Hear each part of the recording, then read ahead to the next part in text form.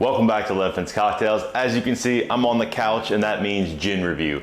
Tonight we're doing the Kyrö Gin, and I'm really excited about this because if you've watched this channel for any amount of time, you know that I love rye whiskey. It's definitely my favorite type of whiskey, and I'm really hoping that carries over into gin. I'm also really excited to try it because it is a rye gin. It's from Finland. I've never had anything quite like it, and I'm really excited to see how it works out both on its own and in our cocktail we're gonna make later on. So a little bit about our gin to start off. It is based on 100% locally sourced Finnish rye.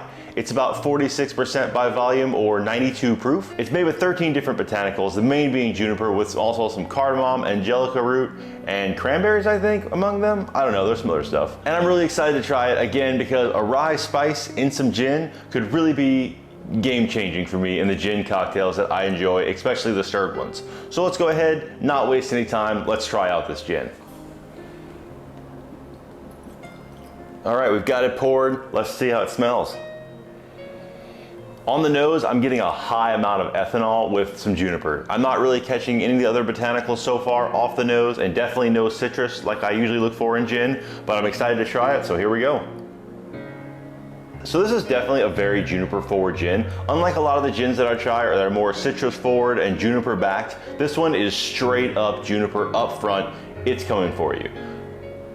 This one is straight up juniper up front without a doubt. There is a little bit of rye spice in the back taste of it and a little bit of that cardamom and angelica root going on in there. A little bit more cardamom than anything else, I think, besides the juniper, but it's tasty. Definitely more of a drier flavored gin than I'm used to having, but it's pretty good and I'm excited to try it in our cocktail. Let's go ahead and make that.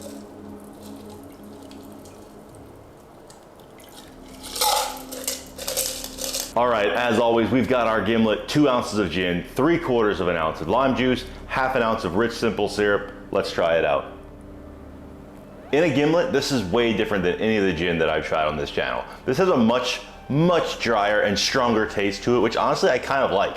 I'm not sure it works in a gimlet necessarily, but I could see where this would really come through and shine in some stirred cocktails like a Negroni or even like a sweet martini. I think this would actually be really good. Really up front, you do get that strong juniper with the lime juice, and then the rye notes kind of follow at the end. A lot of the other botanicals, unfortunately, do get a little washed out, but it's pretty tasty still. I'm really enjoying it. I'm gonna take another sip, in fact.